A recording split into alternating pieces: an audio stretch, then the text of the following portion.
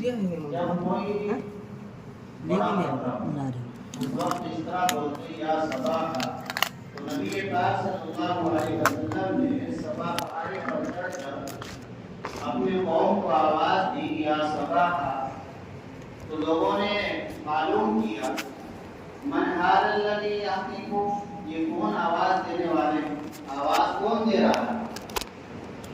تو لوگوں نے بتایا کہ محمد صلی اللہ علیہ وسلم ہے۔ چنانچہ سب جمع ہو گئے، قریش جمع ہو گئے، تو نبی پاک صلی اللہ علیہ وسلم نے ہر قبیلے کے لوگوں کو آواز دی اور آپ نے یہ فرمایا یا بنی فلانی یا بنی فلانی یا بنی فلانی یا بنی عبد مناف یا بنی عبد المطلب یا بنی عبد مناف یا بنی عبد المطلب، اس طرح آپ نے آواز اور یہ بات ارشاد فرمائی ارأیتکم لو اخبرتکم ان خیلا تخرج یسمع هذا الجبل اکنتم مصدقیہ، نبی پاک صلی اللہ علیہ وسلم نے فرمایا اگر میں تمہیں یہ خبر دوں کہ اس پہاڑ کے پیچھے ایک لشکر ہے دشمن کا جو تمہارے اوپر حملہ کرنے ہی والا ہے، تمہارے اوپر حملہ آور ہونے ہی والا ہے، تو کیا تم میری تصدیق کرو گے، مجھے سچا مانو گے؟ تو سب نے کہا کہ ہم نے آپ کو ہمیشہ سچا پایا ہے، لہذا سچائی مانیں۔ تو نبی پاک صلی اللہ علیہ وسلم نے فرمایا تو پھر سنو، جس کفر و شرک میں تم مبتلا ہو اس کفر و شرک پر سخت ترین عذاب ہونے والا اللہ کی طرف سے۔ دنیا کا عذاب، دنیا کا حملہ اس کے مقابلے میں کچھ بھی نہیں جو اللہ کی طرف سے کفر پر اور شرک پر عذاب ہو۔ دنیا کا عذاب اس کے مقابلے میں کچھ نہیں ہے، دنیا میں کوئی کتنا بھی بڑا حملہ کر۔ تو ابو لہب جو حضور اکرم صلی اللہ علیہ وسلم کا چچا تھا اور سگا چچا، جب آپ علیہ السلام نے توحید کی دعوت دینی شروع کی تو آپ علیہ السلام کا کٹر دشمن بنے، نبی پاک صلی اللہ علیہ وسلم کا سخت دشمن بنا۔ تو اس نے کہا تبت لک اما جمعتنا الا لهذا،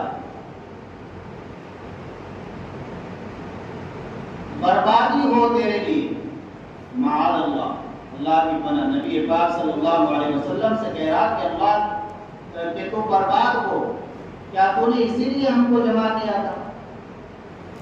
اور وہاں سے کھڑا ہو گیا۔ تو اس پر یہ آیت شریفہ، یہ سورت شریفہ نازل اور حضرات صحابہ کرام رضی اللہ تعالیٰ عنہ کے دل میں یہ بات آئی کہ ہمارے نبی کو بد دعا دے رہا ہے تبت لک کہ تو برباد ہو، تو ہم بھی اس کو بد دعا دیں۔ چنانچہ اللہ کی طرف سے یہ سورت نازل ہو گئی اور اس کے لیے بد دعا اسی کے الفاظ میں، انہی الفاظ میں اللہ کی طرف سے تبت یدا ابی لہب، اس کا ترجمہ ہے کہ ابو لہب کے دونوں ہاتھ ٹوٹ جائے، ابو لہب برباد ہو جائے۔ ہاتھوں کے ٹوٹنے سے مراد ہوتا ہے برباد ہونا، چونکہ انسان کی ضروریات میں ہاتھوں کو بہت بڑا دخل ہے۔ انسان اپنی ضروریات کو پورا کرتا ہے تو اس میں ہاتھوں کو بڑا، کھانے پینے کی ضرورت ہے، پاکی کی ضروریات ہے، کمانے کی ضروریات ہے۔ تو عرب میں عربی ایک محاورہ ہے کہ ہاتھوں کو بول کر پورا جسم ہی مراد ہے۔ تو ہمارے نبی کو بد دعا دے رہا ہے، تو ہی برباد ہو، ابو لہب تو ہی برباد۔ تبت یدا ابی لہب، ابو لہب کے دونوں ہاتھ ٹوٹ جائے، یعنی وہ برباد ہو۔ لہب کے معنی ہے شعلہ، یہ سرخ چہرے والا، سرخ چہرہ کیسا، اس لیے اس کی کنیت ابو لہب پڑ گئی تھی سرخ چہرے والا، آگ کے انگارے جیسے چہرے والا، ورنہ نام تھا اس کا عبد العزیٰ۔ تو چچا تھا، خاندانی اعتبار سے تو اپنے بھتیجے کی حمایت کرنی چاہیے تھی، جیسا کہ جناب ابو طالب نے کی تھی، باوجود اس کے کہ کفر پر ہی رہے، ایمان نہیں لائے، لیکن آپ علیہ السلام سے محبت تھی، دل میں آپ کی عظمت تھی، عقیدت تھی، اس نے سب کو دشمنی۔ تو اللہ کی طرف سے یہ آیت نازل ہوئی تبت یدا ابی لہب، کہ ابو لہب کے دونوں ہاتھ برباد ہو جائے، اور وہ برباد ہو چکا۔ اللہ نے فرمایا وہ برباد ہو گیا۔ وہ تو ہمارے نبی تو کہہ رہا ہے تبن لک، کہ ہلاک و برباد ہو، اس کی بددعا میں کوئی اثر نہیں، اس کے کہنے سے کچھ نہیں ہونے والا، لیکن ہم کہتے ہیں اللہ فرماتے ہیں کہ ابو لہب برباد ہو وتبا، اور وہ برباد ہو چکا، دنیاوی اعتبار سے بھی اور اخروی اعتبار سے۔ چنانچہ دنیاوی اعتبار سے کیسا برباد ہوا، کیسا ہلاک ہوا؟ غزوہ بدر کے 7 دن بعد حضرت عباس رضی اللہ تعالی عنہ کی اہلیہ نے، حضرت عباس بھی حضور اکرم صلی اللہ علیہ وسلم کے چچا ہیں، تو آپ کی چچی ہے جن کو ام الفضل کہا جاتا ہے، لبابہ ان کا نام ہے، لبابہ بنت الحارث۔ تو آپ کی دوسری چچی نے حضرت عباس رضی اللہ تعالی عنہ کی بیوی نے، حضرت لبابہ نے، ام الفضل نے ابو لہب کو ایک زخم لگایا، اور وہ زخم اس کی ہلاکت و بربادی کا سبب بنا۔ چنانچہ اس کے اندر طاعون کی بیماری پھیل، طاعون کی بیماری پھیل، اور طاعون کی بیماری سے عرب لوگ بہت ڈرتے تھے، چنانچہ اسے گھر والوں نے بھی باہر نکال دیا، گھر والوں نے باہر نکال دیا، اور یہ 7 دن بعد، چند دن بعد باہر پڑا رہا، اور پھر وہیں مر گئے، اور اس کی لاش کے قریب بھی کوئی نہیں گیا، ہونے والا تو دور کی بات، حالانکہ مالدار میں تھا، سب کچھ تھا، لیکن بد ہوا، اور لاش میں سے بدبو ہو 3 دن۔ پھر مزدوروں کو پیسے دے کر اس کی لاش کو دور سے ہی گڈھے میں ڈالا۔ تو یہ تو دنیاوی اعتبار سے انجام ہوا بربادی، اور آخرت کے اعتبار سے انجام ہے سلسلہ نار ذات لہب، شعلوں والی آگ میں داخل ہو، شعلوں والی آگ میں داخل۔ تبت یدا ابی لہب وتب، اور ہلاک و برباد ہو۔ اس کی بیوی تھی ام جمیل، اسے کہا جاتا تھا، وہ حضور اکرم صلی اللہ علیہ وسلم کی سخت دشمن تھی، وہ بھی چچی تھی، ایک چچی وہ ہے اور ایک چچی ہے، تو یہ دشمن تھی، اتنی دشمن جب اسے پتا چلا کہ میرے شوہر کے بارے میں یہ قرآن کی سورت نازل ہو گئی، تو ایک پتھر لے کر حضور اکرم صلی اللہ علیہ وسلم کی طرف بڑھے۔ آپ علیہ السلام مطاف میں بیت اللہ کے پاس بیٹھے ہوئے، وہیں ایک بڑا پتھر لے کر گئے، حضرت ابو بکر صدیق رضی اللہ تعالی عنہ بیٹھے ہوئے آپ کے پاس، لیکن اللہ کی قدرت، اللہ نے اس کی آنکھوں کو ایسا بنا دیا کہ ابو بکر تو اسے نظر آ رہے ہیں، لیکن حضور اکرم صلی اللہ علیہ وسلم نظر نہیں آ رہے۔ چنانچہ وہ معلوم کر رہی ہے کہ محمد کہاں ہے، حضرت ابو بکر سے ہی معلوم کر رہی ہے۔ نبی پاک صلی اللہ علیہ وسلم سے حضرت ابو بکر رضی اللہ تعالی عنہ نے معلوم کیا کہ آپ نے اس کو دیکھا، وہ آئی تھی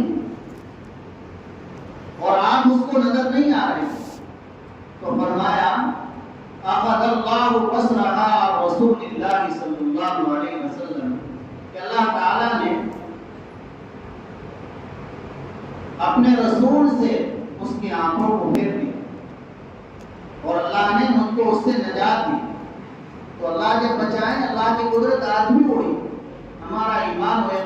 کا ہونا چاہیے. تبت یدا ابی لہب، ابو لہب کے دونوں ہاتھ برباد ہو، یعنی وہ ہلاک و برباد ہو. وہ تبا، اور وہ ہلاک و برباد ہو چکا. ما منع عنہ مالہ وما کسب، جب ابو لہب سنتا تھا حضور اکرم صلی اللہ علیہ وسلم کی باتیں کہ اگر ایمان نہیں لاؤ گے، کفر و شرک نہیں چھوڑو گے تو اللہ کی طرف سے یہ عذاب آئے گا، وعیدیں سنائی جاتی تھی، تو اس پہ یہ کہا کرتا تھا کہ میرا بھتیجا جو کچھ کہتا ہے تو وہ سچ بھی ہوا، تو میں تو بڑا مالدار ہوں، بڑا اولاد والا ہوں، میں اپنے اولاد کے ذریعے اور اپنے مال کے ذریعے اس کے بتائے ہوئے عذاب سے بچ جاؤں. نعوذ باللہ، اس طرح کی بات ہے. اللہ فرما رہے ہیں ما منع عنہ مالہ وما کسب، نہ اس کا مال اس کے کام آیا، نہ اس کی کمائی کام آئی. کمائی سے کیا مراد ہے؟ کمائی سے مراد، مال سے مراد تو سرمایہ پونجی، کمائی کا نفع ہوتا ہے، پونجی اس کو بچا سکی اور نہ ہی اس کا نفع اس کو بچا سکا. اور بعض حضرات فرماتے ہیں مفسرین کہ کمائی سے مراد ہے اولاد. اولاد بھی انسان کی کمائی. تو نہ تو ابو لہب کو دنیا میں برباد ہونے سے اور آخرت کی بربادی سے تو بچا نہیں سکے گا، نہ تو مال بچا پایا اور نہ ہی اس کی اولاد بچا پایا. ما منع عنہ مالہ وما کسب. اس سے ہمیں یہ سبق ملتا ہے کہ انسان کو کبھی بھی مال پر غرور نہ کرنا چاہیے. مال آنی جانی چیز ہے. کتنے لوگ ہیں جو صبح میں امیر ہے، شام میں اسیر ہے. اولاد پر بھی کوئی غرور نہیں ہونا چاہیے. اولاد قابل بن گئی تو تبادل پیدا رہے. ہر وقت اللہ کا شکر ہو، جس اللہ نے یہ اولاد دی ہے وہ لینے پر قابل. کیسے کیسے حوادث پیش آ جاتے ہیں. بڑے قیمتی بچے صبح میں صحیح سالم اپنے کام پر ہے، شام میں ان کا جنازہ اٹھا کرتے. اللہ سے ڈر، کتنا بھی اللہ دے دے، ہر وقت ایک خوف کی کیفیت ہو، اللہ کا شکر کی کیفیت ہو، اور ساتھ ساتھ ڈر بھی کہ میرے گناہوں کی وجہ سے، میری ناشکری کی وجہ سے، میرے تکبر اور بڑائی کی وجہ سے کہیں یہ نعمتیں مجھ سے چھن نہ. بے شک اولاد اللہ کی نعمت ہے، حلال مال اللہ کی نعمت ہے، لیکن اس کا استعمال صحیح.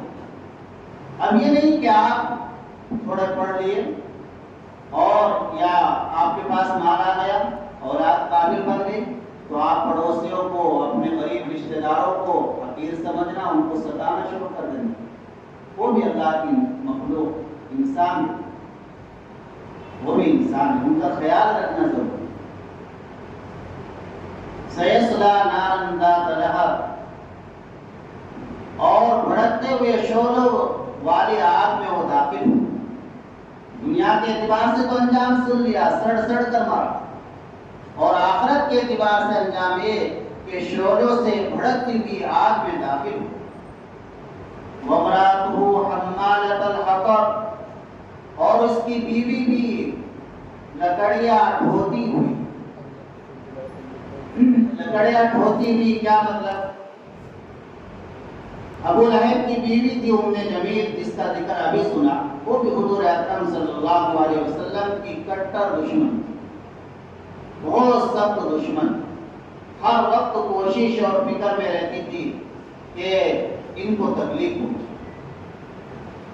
چنانچہ بعض مفسرین فرماتے ہیں کہ وہ لکڑیاں اور کانٹے اکٹھے کر کے لاتی تھی اور ان کانٹوں کو حضور اکرم صلی اللہ علیہ وسلم کے راستے میں بچھاتی تھی تاکہ آپ کو تکلیف پہنچے. حمالۃ الحطب، سوکھتا اٹھانے والی، لکڑیاں اٹھانے والی. حمالۃ الحطب، حضور اکرم صلی اللہ علیہ وسلم کے راستے میں بچھاتی. اور بعض مفسرین نے اس کے معنی بیان کیے ہیں کہ ابو لہب کی بیوی جو تھی جمیل، وہ بڑے مالدار گھرانے کی تھی، لیکن اتنی بخیل، اتنی خست، اور اللہ کی ان پر دنیا، اس پر دنیا میں یہ مار تھی کہ وہ باوجود بڑے گھرانے کے ہونے کی جنگل سے لکڑیاں اکٹھی کر کے لاتی اور پھر لکڑیاں لکڑیاں اکٹھی کر کے لاتی تھی تو ایک رسی باندھ لیتی تھی تاکہ وہ لکڑیاں گر نہ جائے اور اس رسی کو اپنی گردن میں باندھ لیتی. یہ اس کے اندر خصیص پر اس کا انجام کیا ہوگا؟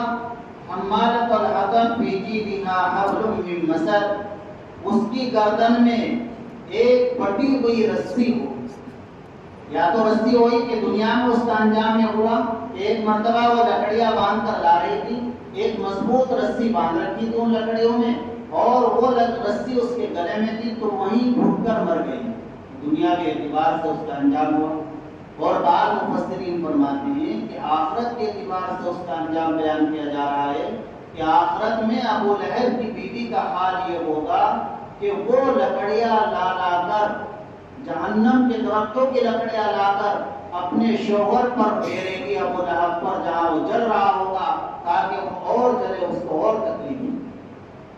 اور خود اس کے گلے میں لوہے کے تاروں کا بنا ہوا رسہ ڈلا ہوا، لوہے کے تاروں کا بنا ہوا رسہ اس کے گلے میں ڈلا ہوا.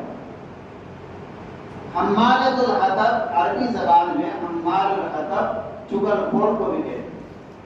تو یہ چغل خور کی بھی بہت زیادہ ہے.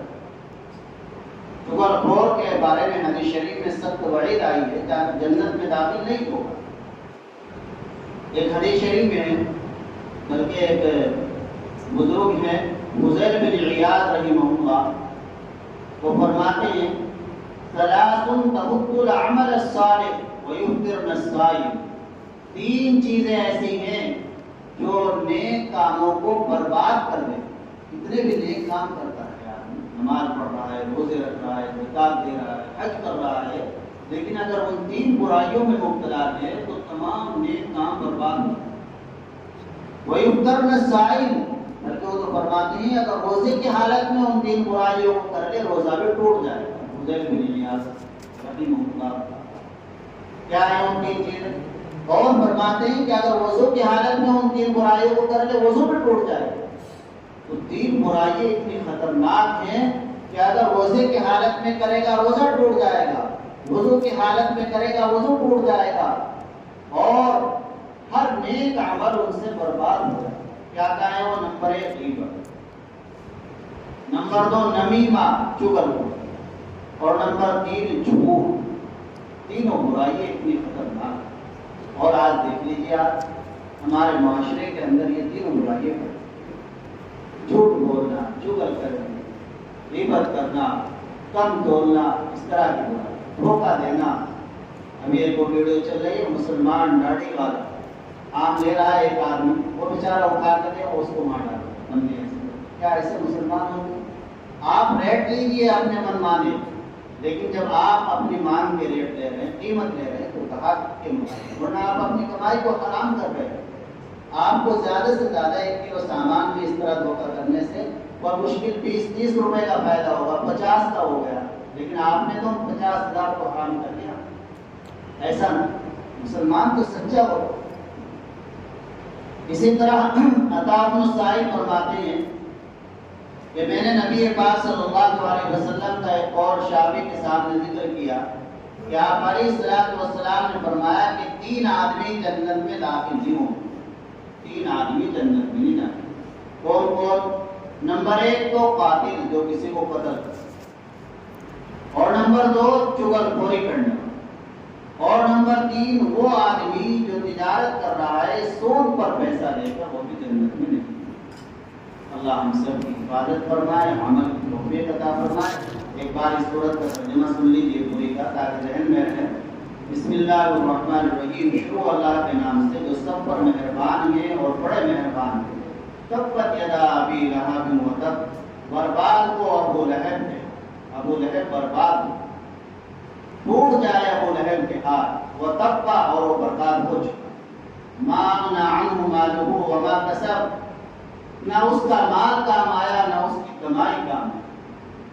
سیصلی نارا ذات لہب، اور وہ داخل ہوگا شعلوں والی بھڑکتی ہوئی آگ، اور اس کی بیوی بھی داخل ہوگی جو لکڑیاں اٹھا کر لانے والی، لکڑیاں اٹھا کر لاتی کھاتی، اور اس کی گردن میں मजबूत बुनी हुई रस्सी डली हुई।